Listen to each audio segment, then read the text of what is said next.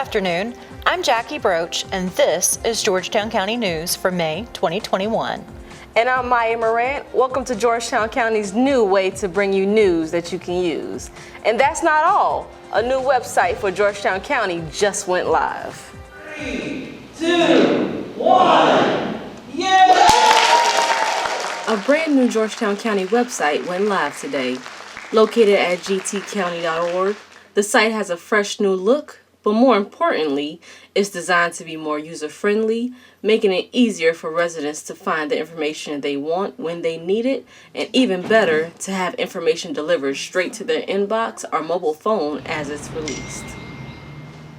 The company started work on the new website about 6 months ago with help from Civic Plus, a company that specializes in government websites and works with more than 4,000 local governments across the nation. One of the top features of the new site is the alert system, which allows residents to sign up to be notified about emergency alerts, county news, and programs, upcoming events, and more. They can also request services online, submit applications online, and create an online account to streamline their experience. Don't forget, you also still have our monthly newsletter and social media updates for the latest. In other news, Georgetown County is in the final steps of recovery following a hacking incident in January. From hurricanes to ice storms to tornadoes and chemical spills, Georgetown County has experienced its share of disasters over the years. But in late January, it found itself dealing with an entirely different type of hazard. The county fell victim to a ransomware attack that brought its operations to a complete halt. We received a very sophisticated hack attack from a unknown threat actor, as the term goes, that came in as a macro-enabled spreadsheet attached to a very legitimate-looking email. It passed right through our detection software that we had at the time. I think the threat level was like 1.5 out of 100, but it just sat in the background of that person's computer, sort of watching and gathering data for a few days. And then on Saturday, wee hours of the morning, about 4 a.m. on Saturday morning, they decided they had enough to kick off their attack. And once they did that, we were locked out of our system. And for those of you not familiar with networks, everything in the county is intertwined and linked. And so when our network was locked, everything was locked. We had nothing. So on the 20th, whenever it initially occurred, we didn't actually find out what happened until the 23rd. On the 23rd, that faithful, awful phone call of, there's a ransom note on your server. Your stuff's been encrypted. That's the last thing you ever want to hear about. Most time we'll have it occur on an individual PC or one individual computer over there. That's easily mitigated. We find out what happened. We find a way to answer it. When they finally make it to actual core services and servers, that's about every IT guy's nightmare. Computers were down entirely, with most employees unable even to log onto their devices. Key staff was unable to regain email access for weeks, and employees were limited to working off mobile devices and with pen and paper. It unfortunately is a hazard that small local governments and agencies are experiencing with increasing frequency. Actually, especially through the COVID events and things going along with people trying to work remotely from home and try to, socially distance, a lot of the threat actors that are out there actually use that opportunity to try to infect other systems and use it as a ransomware event to try to make money. It's actually become quite a big enterprise to actually hold, information, knowledge, and critical information ransom for those to be able to use and exploit. Most of them don't have backups. Not everyone has the ability to be able to pull a backup copy of what they have from another environment. The attack against Georgetown County is still under investigation by the State Law Enforcement Division, so some details about the attack have not been disclosed. The cyber criminals responsible for the attack did demand funds in cryptocurrency, however, which is standard in ransomware attacks. The county did not pay the ransom. Being a coastal town, we've always had backups and always worried about, when a network will go down, power will go down, loss of fiber, loss of connection, hurricanes, flooding events, everything else has caused us to have a lot of backup. So we utilize those in the same manner we would, say, a hurricane or another flood or anything like that. And so that allowed us to really move our systems back in place a lot quicker than we normally would. However, with the security concern in the breach, we had to go a lot slower with this because we had to put in new layers of security in place prior to being able to go back live again and really look down into the nitty-gritty of how this occurred and how we can prevent it from happening in the future. Despite being able to avoid paying the ransom, there was still a significant price tag attached to the attack. Even so, it could have been much, much worse. The county thankfully had a cyber insurance policy in place, which covered most of the expenses directly related to the attack. When I came on board, this October will be 5 years, we didn't have cyber insurance. It wasn't even something that people talked about having, and we had a sort of a high-level meeting with our insurance folks one day, just reviewing everything that we had, and that was mentioned. As this is something you might want to think about looking at. It's kind of, people are getting it now. And so we dug into it and we bid it out, actually got several different quotes and whatnot, and settled on this one company that we did settle on. So we've only had it about 3 years. And wow, I can't believe I can't imagine what would have happened had we not had this cyber liability insurance. So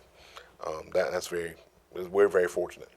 The county had to pay a $10,000 deductible, but County Council also approved more than $100,000 for security upgrades necessary to prevent such an attack from being successful in the future.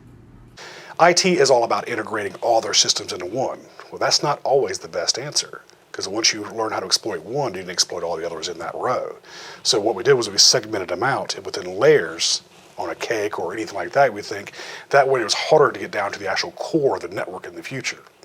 That's everything from your email server, your spam filter, your user accounts, how you actually store your passwords, how often do you change your password, are you using multi-factor authentication, are you sending a code to a separate device that makes sure you know who you are. Facebook, Google, all these other accounts have that thing where they say, hey, you have to identify that you are who you say you are. Adding those additional security measures and taking those additional steps, while take longer and may aggravate you, using that additional patience allows you to have a more secure network and prevent these type of things from happening in the future. Georgetown County officials said the performance of the MIS staff during the crisis was exemplary. So much so that County Council will recognize the entire team at its meeting on May 11th. Rocky Point Park received some TLC earlier this spring as volunteers clean a historic cemetery dating back to the 1700s. Heather Pelham has the story. Many Georgetown County residents know Rocky Point as a beautifully restored boat landing, but it's also a new park with nearly 500 acres of community forest and a historic site with remnants of Rocky Point Plantation. On March 20th, volunteers gathered to honor the past and enhance the site with a cleanup of the Coachman Cemetery. The volunteer day was organized by the Winyah Rivers Foundation, the Friends of Rocky Point, and the Rocky Point Steering Committee. We were just trying to take out the saplings and some of the new growth and clear out the leaves from the winter and give it a nice spring refresh. So the volunteers are really doing a great job. 15 volunteers lent a hand, hauling branches, wrestling kudzu, trimming trees, and blowing leaves. You're really interested in local history, and I'm actually distantly related to the Coachman family here, so kind of a dual purpose with that.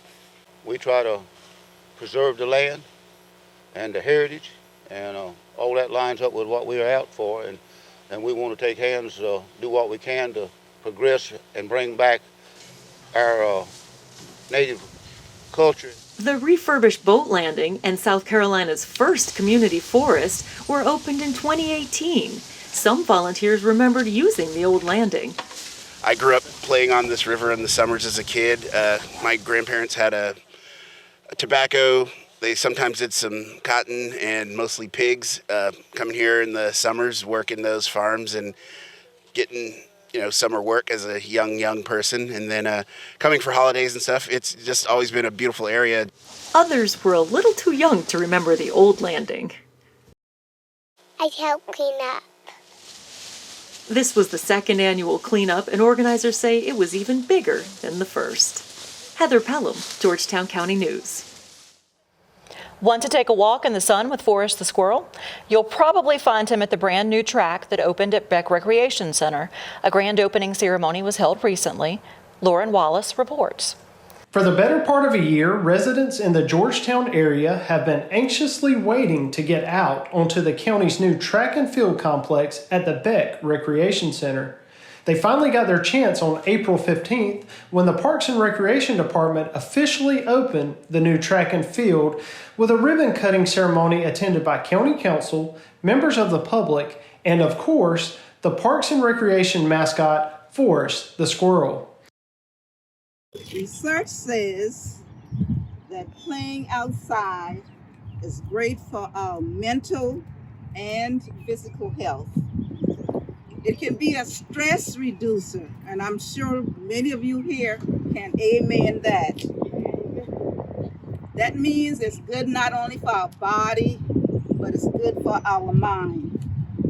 Now, this multi-purpose field offers opportunities for both mind and body health, as well as activities for all ages. The complex has a full-size lined track with rubberized coating and a multi-purpose field in a center. There are also 2 basketball courts and a picnic shelter at the front of the complex, and a restroom and concession building near the back. It's beautiful. The track is just a nice, easy walk. It's peaceful. It's just really nice. It's overdue, long overdue. I hope that more people make use out of it, and I'm just excited about it, that I can actually come out and exercise and still have my son play and keep an eye on him where he's not so far away. So it's kind of like it's a good thing. This complex is a great opportunity to get our children from out of the house, in front of the TV, or on the computer. This is a great place for activities that will strengthen our mind and body. Georgetown County Parks and Recreation is working with the USA Track and Field program to bring youth activities to the track facility this spring. There are also plans to introduce local Girls on the Run and Kids Run the Nation track programs based at Beck.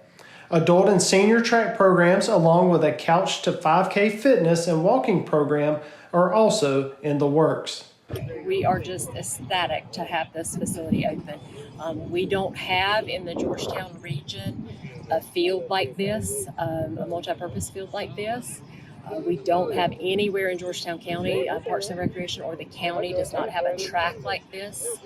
So we are so excited about the many programming opportunities this provides us, and also for just the fellowship and the fitness opportunities for people who just want a good, safe place to walk or to run or to just be outside. This is Lauren Wallace reporting for Georgetown County News. Here's another fantastic way to get your heart pumping, a 40-plus Double Dutch club that meets at parks across the county. Teresa Floyd has the story.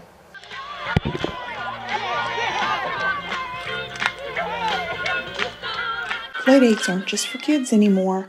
They're for grown women too, according to Donna Elrita Brown's Ferry. Reed recently started a local chapter of the 40-plus Double Dutch Club at Georgetown County's Carol Ashmore Campbell Marine Complex. In the months since, offshoots have been popping up in parks and communities across Georgetown County. Playdates! Oh my God! It's like playdates. It's like being a little girl again and coming out and playing with your friends. And this is, some of my childhood friends are actually out here today jumping with me. It's so much energy out here. It's so exciting. It's like we forget about everything. We don't really forget about our husband and children, but we kind of do. When we're out here, we just think about jumping, having fun, and recapturing and reliving our childhood when we were little girls. 40-plus Double Dutch Club is a national organization that started in Chicago in 2016. The club welcomes any woman age 40 and up, and members can attend meetups in one community or several communities if they'd like to jump more than once per week. It's a great opportunity to not just have fun, but to make new friends and get in shape. Anyone interested in joining 40 Plus Double Dutch should contact Reed at 843-240-1245 or connect with her via Facebook. This is Teresa Floyd reporting for Georgetown County News. Southern Georgetown has a reason to celebrate this spring as the area recently opened a brand new library branch. Heather Pelham reports. The Southern Georgetown Community Library is open for business, and it's full of books for all ages and spaces for research, learning, and fun.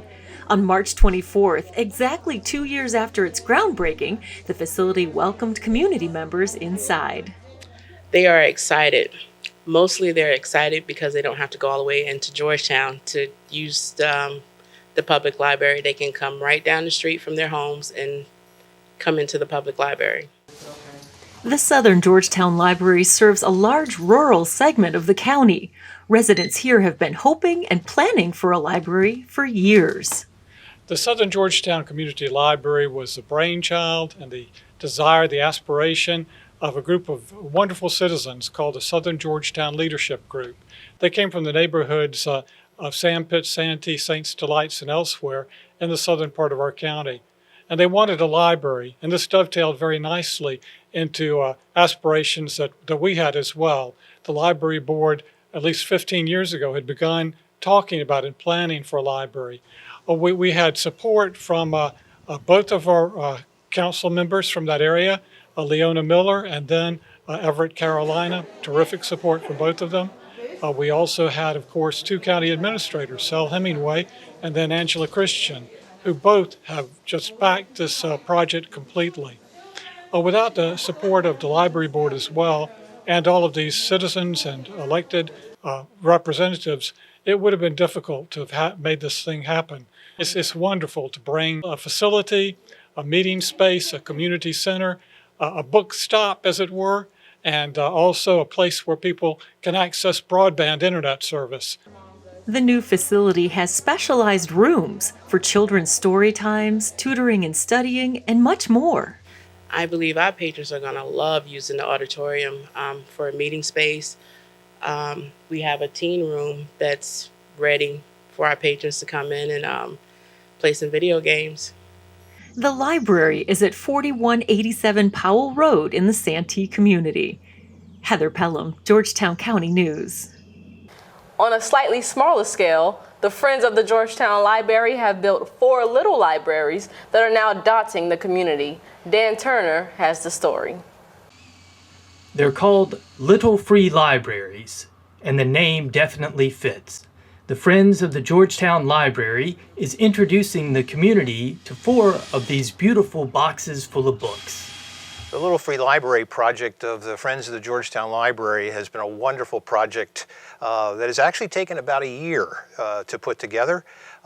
As we looked at the community and how we can best serve through the Georgetown County Libraries, we were looking at places that were underserved within the city of Georgetown. The Friends recently installed 3 new boxes at East Bay Park, Mount Zion Park, and Arnett AME Church. They also refurbished and will care for a box built a few years ago at Maryville Elementary School.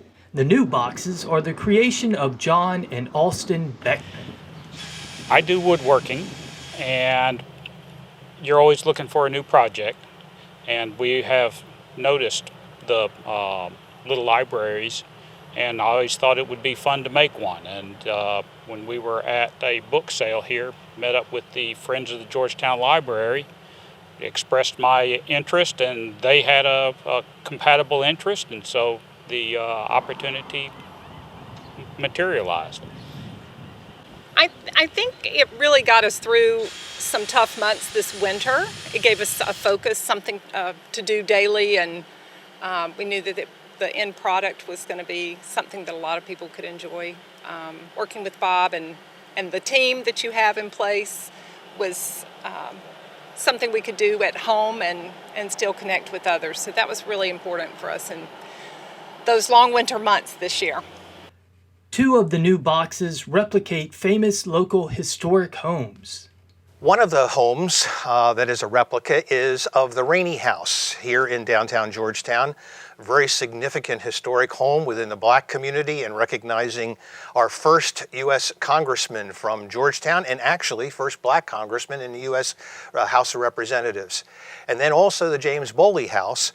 James Boley was a grandnephew of Harriet Tubman, and a very historic home here in Georgetown as well. And then the other two are generic in nature, but at the same time, beautiful opportunities to be able to serve the communities through little free libraries. Of course, building the Little Free Libraries was just the beginning. The Friends of the Library are ready to keep them stocked for years to come. The other part of this that has been wonderful is the number of volunteers who have offered to serve to maintain the Little Free Libraries. We have 4 teams of individuals who are keeping up the libraries and making sure they are maintained and kept full. And we've already had considerable use at each of the locations of the Little Free Libraries. And we're excited about that as people within the community, again, children and youth and families, are able to take advantage of the books that are there. For Georgetown County News, this is Dan Turner. Hurricane season starts next month, and now is the perfect time to get ready. Here's Randy Akers with more. Summer is almost here, and while many Georgetown County residents and visitors are planning for beach days, good times, and great weather, Georgetown County Emergency Management Director Brandon Ellis says now is also the time to prepare for hurricane season. With the 2021 hurricane season rapidly approaching, it is now time for you to begin your hurricane preparedness strategies for the upcoming season. Currently, we do not have the official forecast from the National Hurricane Center or other forecasting agencies, but it is never too early to begin your personal preparedness for yourself, your family, and even your business. The first thing Ellis says residents need to do is know their zone. Our Know Your Zone campaign is an extremely crucial part of your hurricane preparedness strategy. Georgetown County is broken into 3 hurricane evacuation zones: Zone A, Zone B, and Zone C. Thankfully, knowing your zone is easy. In addition to the Know Your Zone map and address lookup tool located on the county's website, Georgetown County residents and visitors can also refer to colored bands located on street signs to know which evacuation zone they are located in. There are 3 colors and 3 zones to be aware of. Zone A is indicated by a red band. Zone B is indicated by a yellow band. And Zone C is indicated by an orange band.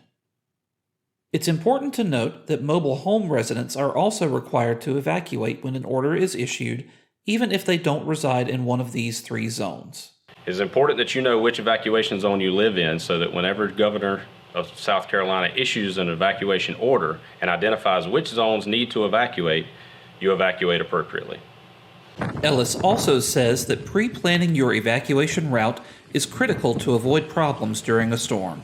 Once an evacuation is issued, the evacuating public should take the prescribed route identified in the hurricane evacuation plan, as well as the Georgetown County Hurricane Guide and the South Carolina Hurricane Guide. If you wish to evacuate outside or deviate from the prescribed routes in these plans, you need to leave early, leave before the evacuation is actually announced. Once the hurricane comes through and we feel our impacts, our crews will quickly go out and assess the situation. Once those assessments are done, we will constantly post updates of when it is appropriate to come back and conduct reentry operations. Don't try to come back to Georgetown County until we advise that it is safe to do so.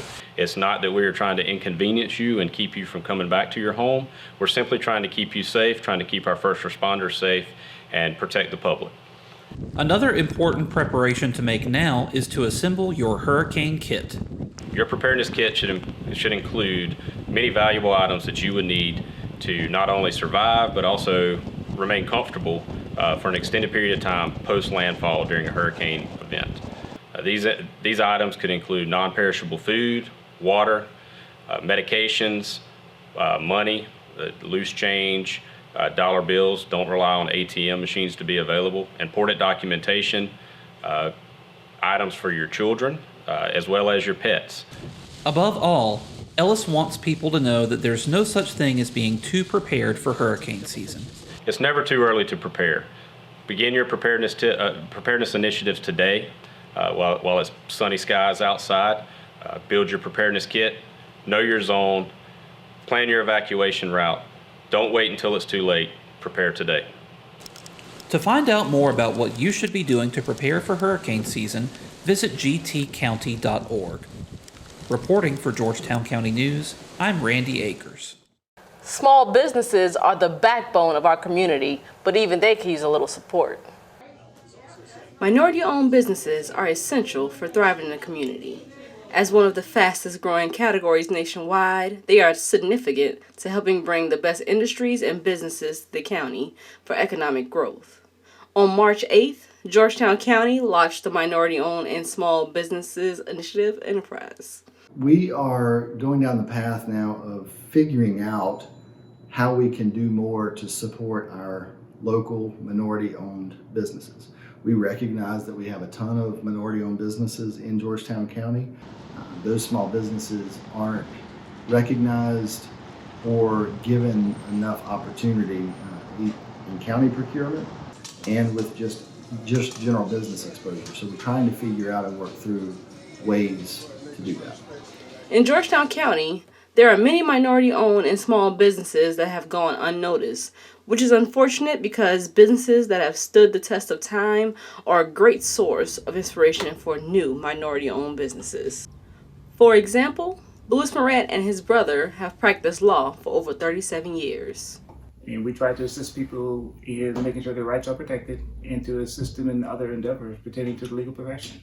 Like many small businesses, the Morant brothers started by doing something they loved and transitioned successfully into running a business. I got started in this line of work really with my brother, Johnny Morant. Johnny was an attorney prior to my coming back home. And while he was practicing here, obviously when I was in law school, I assisted him by clerking for him and doing some research for him. And after graduating from law school, I decided to return back home to assist in his practice. And that's what we did. We formed our own firm back in 1983. And we've been practicing law in Georgetown County ever since that time. This initiative will help many businesses in the county with registering in our procurement system, as well as promotion throughout the county and beyond. This is the first of many steps to making sure our minority-owned and small businesses are being recognized in the county. With that database, we plan to do a couple of things. Number one, we're working with a number of organizations to schedule basically business basics, classes, workshops, seminars to help businesses understand marketing, understand how to grow your business, understand how to manage your business effectively. Many small businesses, minority-owned or otherwise, have a lot of trouble moving from a place of doing something they're really good at to being really good at running a business. Those are two different skill sets. So we're trying to figure out how to provide some educational opportunities that help people do both. Georgetown County knows that small businesses do better with partnerships. That's why the county itself is partnering with other organizations to bring services to these businesses. Right now we're working with a handful of organizations, Georgetown County Chamber of Commerce and the Gullah Geechee Chamber of Commerce.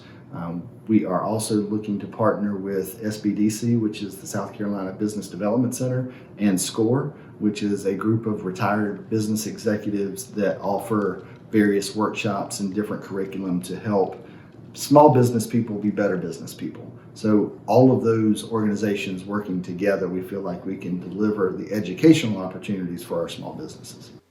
This initiative wants to bring the businesses the opportunity to succeed right here in Georgetown County. Business ownership in Georgetown County, especially with it being my hometown, it gives us the opportunity to give back. It gives us the opportunity to provide and assist others. It's, you are familiar with the territory, you know the people who are here, you know the environment here, you know what has been here and what you want to come to. So owning a business in Georgetown gives that great sense of pride, encouragement, enthusiasm to go forward, to let others know also that you don't have to be all the way somewhere else in order to succeed. For anyone interested, please give Brian Tucker or Maya Morant a call at 843-545-3161 or You can email them at either btucker@gtcounty.org or mmorant@gtcounty.org. This is Maya with Georgetown County News. And that's Georgetown County News for May 2021. We'll end our broadcast with a list of events that you may enjoy. Thanks for watching.